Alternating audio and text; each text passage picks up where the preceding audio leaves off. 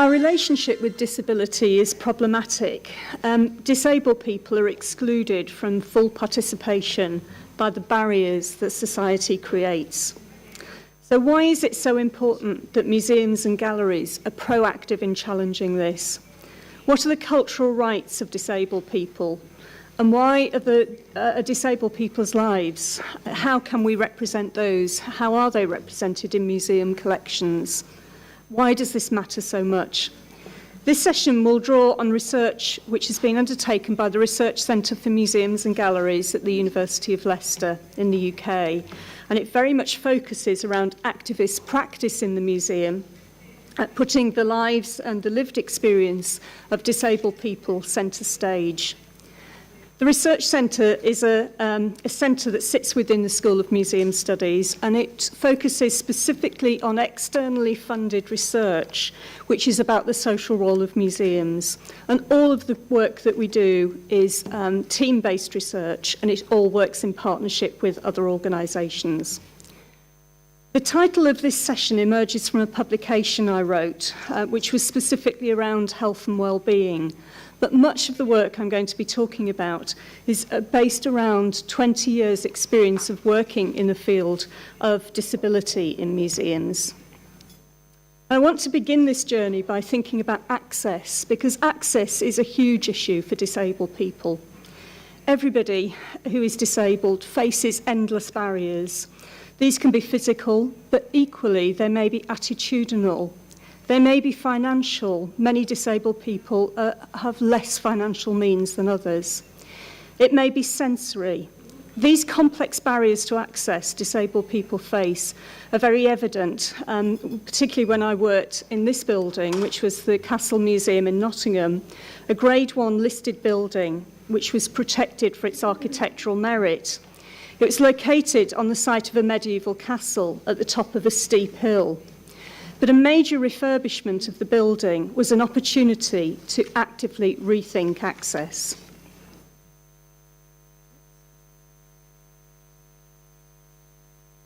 It was the mid-1990s. We set up a disability consultative group. The chair of this group, like all the other members, was disabled. They had a range of experiences of disability, but we didn't select people on the basis of their impairments. The group called themselves the Drawbridge Group, a pun on the connection with the castle, but also the idea of a drawbridge being drawn up and them not being included.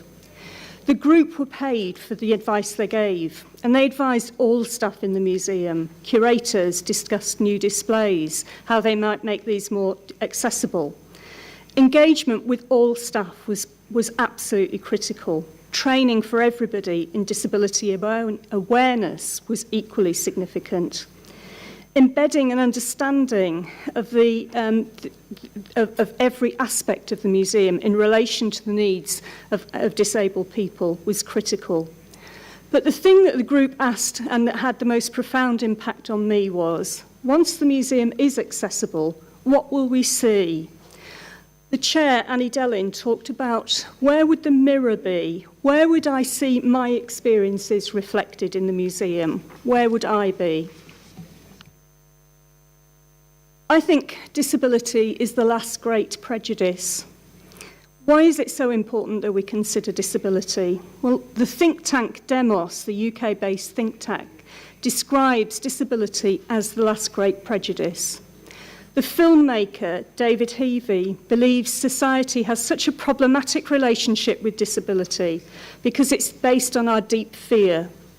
Disability is something that cuts across every aspect in society. Anybody can be disabled at any time in their lives. It cuts across race, gender, financial context, and Heavey believes that this fear runs deep in us. There's a prejudice. It's embedded into the structures in society. It's how we ridicule people on TV, people who are disabled. It's about educational opportunities. Somebody we worked with, Matt Fraser, described the choice he had as a young person of going to a special school where he would learn how to make Christmas cards, or go to a mainstream school and be bullied. And those are real issues within society, and we need to be realistic about the implications that they have. This prejudice is evident. Disabled people are really, there are still massive issues within society. At the most extreme extent, there are hate crimes. In 2012, the Paralympics in London was hugely successful. Never has there been more TV coverage of disabled people. Huge crowds attended the events and supported. There was a fantastic atmosphere. Yet, despite the success of that, there was a shock rise in the number of hate crimes against disabled people. We live in a society where it's still acceptable for people to be anti-disabled. The impact in the UK of austerity policies has had a profound and troubling impact on disabled people. The Cameron government targeted cuts at disabled people, easy to show people as being scroungers, people who weren't contributing to society. This has had a catastrophic effect on the number of suicides that disabled people. There's been a huge increase in those, as this piece from the Guardian newspaper indicates. Disableism, and it's not a term that you'll find in the dictionary, is like racism or sexism. It's a discriminatory, oppressive and abusive behaviour arising from the belief that disabled people are inferior to others. The performer Matt Fraser and the writer Jackie Gay, also a para-Olympian, who recently got a silver medal in the Rio Olympics, they talk about the way in which disabled people throughout the world are engaged in a long and complicated struggle with the way in which we're portrayed. The meanings attached to the portrayals, which include disability as stigma, as a sign of a damaged soul, and at least as being less than human, as dependent, weak, sexless, and valueless. I can't think of two more animated, charismatic, capable, able, and inspiring people. Equally, the artist Alison Lapper, and here you can see the fourth plinth in Trafalgar Square outside the National Gallery in London. This is a sculpture by Mark Quinn, and it was of the artist Alison Lapper when she was pregnant, and it caused a huge amount of interest in the press in the UK at the time. But it's actually Alison's own work that I like most. She talks about the idea that she, as an artist, she is very clear about how she can present herself to the world. My work, she said, reflects and responds to other people's attitudes to me. I hope to question and to change society's ideas about physical beauty, normality, disability, and sexuality. As a disabled person, I'm generally perceived as ugly, sexless, inert, helpless, and miserable. I know I'm not. My work gives me the opportunity to present myself to the world on my own terms. And I think it's that bit about being able to present herself to the world on her own terms.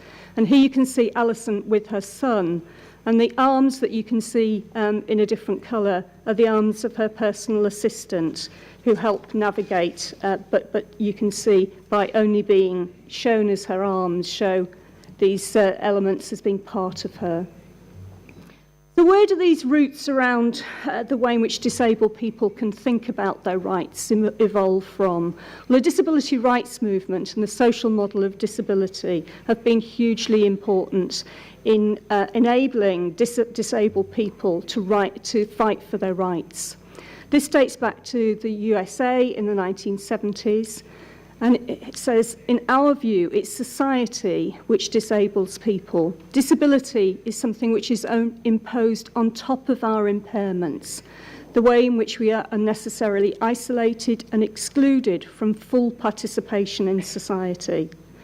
This is a very politicised view of disability, and disabled people have fought for their rights based not on the medical model of disability, which is seen as the need to fix or to cure, but rather on the social model. So the very specific focus on the social model of disability has evolved and developed and is increasingly becoming nuanced and evolving. I want to show you a little bit of the work that we've been doing in the Research Centre. These images are from an exhibition that was part of a project, a large-scale national project we did called Rethinking Disability Representation. We worked with museums across the UK, and this was part of a project in Colchester Museum called Life Beyond the Label. And here, disabled people represent themselves in the form of an exhibition, and they think about the labels that they've been given. And here you can see, written in lipstick on their faces, are words that they use to describe themselves. On the right is Sophie. She's the access officer, or was the access officer at the museum. And she describes herself as being flirty, as sarcastic, an actress, a sister, a writer, funny, human, and disabled. She isn't defined just by being disabled. Being disabled is part of her identity, but just one of many aspects of it. Part of this exhibition explored many aspects of life beyond the label. So it included material like the door from a padded cell from a psychiatric hospital, and alongside that, archive film, which showed a very innovative psychiatrist who developed the idea of life out in the community. So people who had been institutionalized for decades and decades living in the community. Rethinking disability representation took a whole number of different characteristics. It worked in a number of different institutions, and here we can see work happening at Birmingham Museum and Art Gallery. But it was part of a larger project which brought museums together in a model that's called a trading zones model. We had a think tank of disability activists, of disability arts organisations, which would be both challenging and supportive to museums, to hold their hands, to help them to develop work around thinking about how disabled people could be represented in their museums, to do it in a safe but challenging way. Birmingham Museum, seen here, did a project called Talking About Disability in Art. It was an interpretive intervention. Listening posts were put alongside a number of paintings. They were embedded into the existing hang in the gallery. So, for instance, you can see one of the paintings that was chosen was the pre-Raphaelite painting by Millet of the blind girl. Another pre-Raphaelite painting, The Finding of the Saviour in the Temple by William Holman Hunt, was also chosen.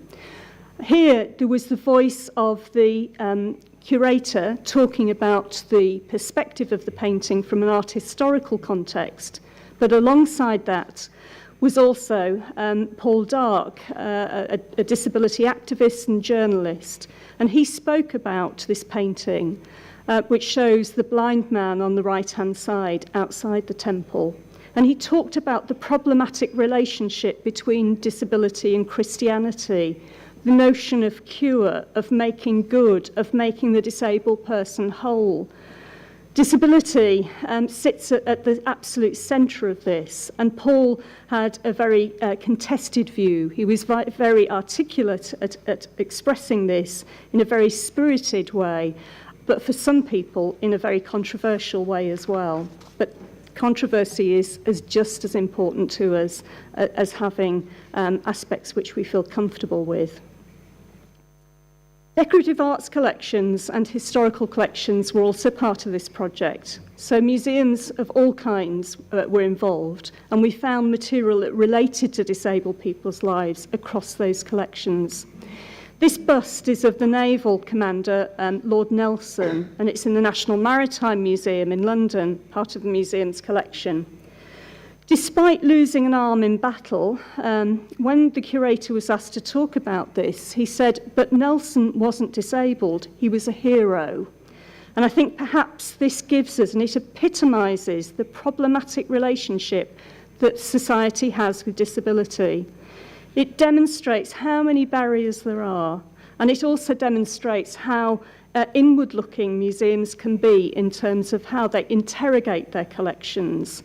And it's only if we use a very social, purposeful lens to investigate those collections that we can really begin to think about this.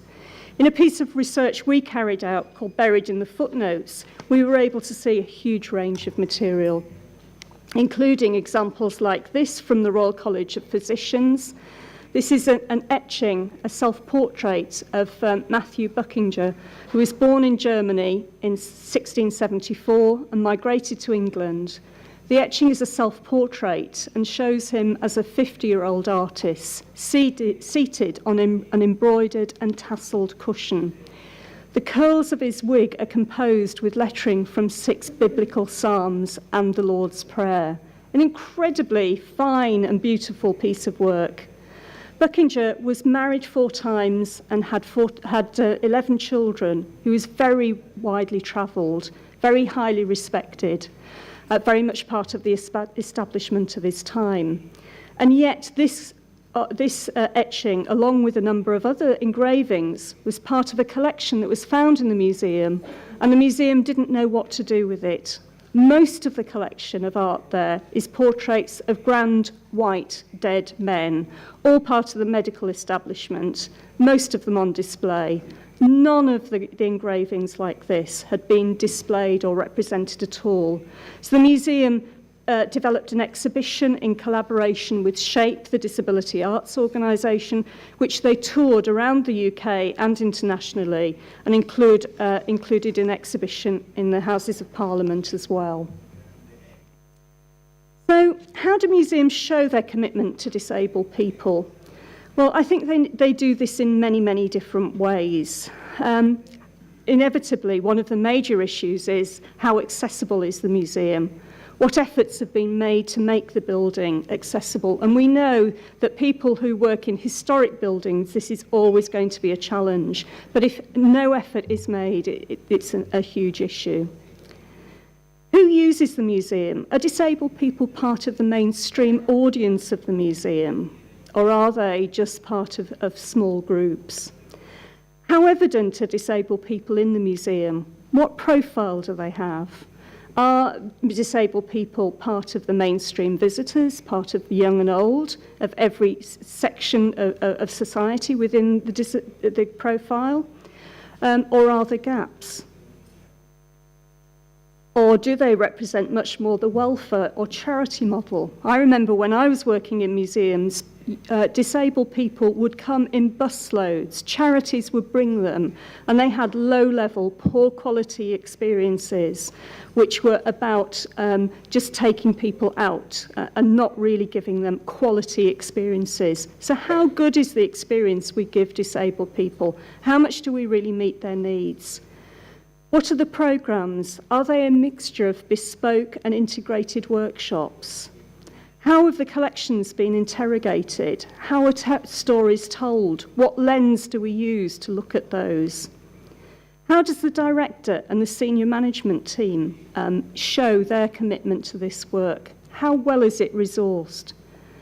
How much are the programmes an add-on, or how much are they integral to the ethos of the organisation? I want to finish this by thinking about some of the very recent work that we've been working on in relation to disability. One of the most challenging areas of disability is the medical model of disability, which seeks to fix and cure people. And this has become a real issue for the work that we've been doing.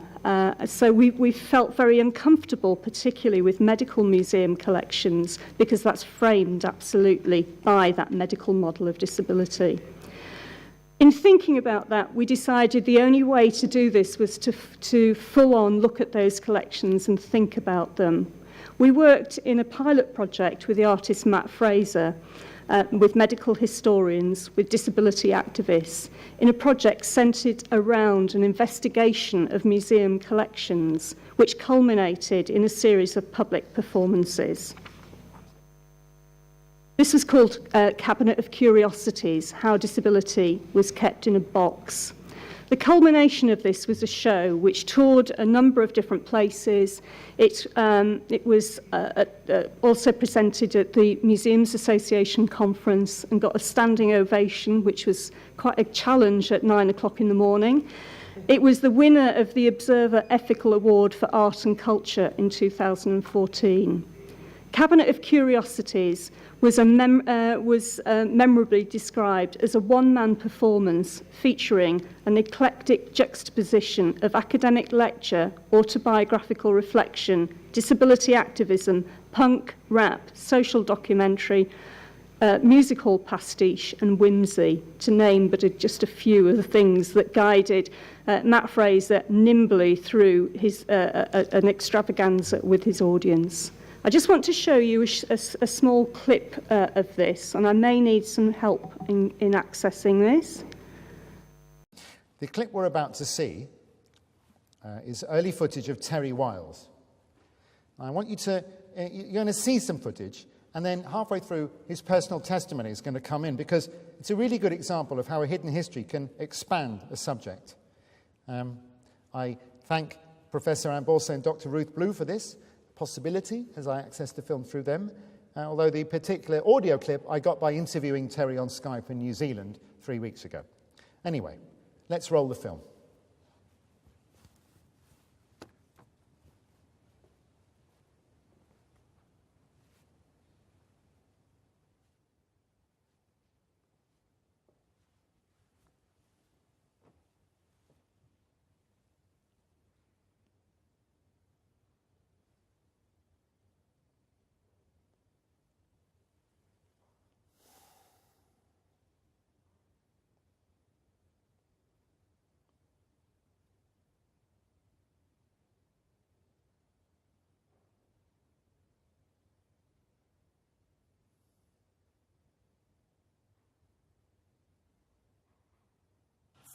It was really weird. I mean, because what I can remember is when I was on the legs, I was like hanging in midair. And so that's a really disorientating feeling for a kid, you know. It's really scary. And then I had these arms on as well. And they were like really heavy. So I felt like, whoa. I felt really unwieldy and really, really, really unsafe. And I felt like my personality and my whole thing had been changed by these arms and legs. I felt like, why am I wearing these? These, you know, even as a kid, I couldn't put them into words, but I was thinking, why am I wearing these? These are shit. It's crazy. Why do I have to wear them? Yeah, that was stupid and dangerous. I mean, I could have fallen over and lost my other eye, you know. But I hated wearing them. But nobody listened. It was kind of like I was an invisible person. Like I would say, I don't want to do this, quite loudly, and nobody would listen. You know, oh, no, dear, it's good for you, you know, it'll help you. It's like, it's not helping me. And all these boffins, you know, around me, they had no idea. Yeah, it was stupid. Now, for me, that bit of footage kind of personifies this entire evening, because I've been trying to illustrate how an experience of a medicalized image of a disabled person can be revolutionarily changed and expanded when you approach it from a social perspective. And a description of what it felt like emotionally from the person is that. And I think you'll agree with me, it changes the footage a little bit. You watch it once, you watch it a second time hearing the testimony, and it's just hugely different. And that's what this show is all about, really. I mean, that is that. So I just want to end by saying that one of the things that's hugely important to our work is what visitors think and having a dialogue with visitors to be able to discuss that and to get their views as well. And one of the things we can see in this is a response card, along with a number that were done. We had responses from about 1,000 different visitors. And here you can see one disabled person saying, "At last, I'm here, centre stage, and not here." on the periphery. And for me, that very, very visual way of looking is hugely important, because the reality is that it's about human rights that these issues are hugely significant. Everyone has the right to freely participate in the cultural life of our community, to enjoy the arts and to share in scientific advancement and its benefits. It's not something that is negotiable, it's something that everybody has the right to. And it's part of our success of our mental health as well, to strive for people to have and nurture their minds, their bodies and their spirits. And museums are incredibly powerful places for these to take place in. But actually, the corrosive impact of societies which don't think about everybody as being part of them have a profound impact, not only on disabled people, but on all of us. We live in a much better place if we engage with that idea of that normal means everybody. Thank you.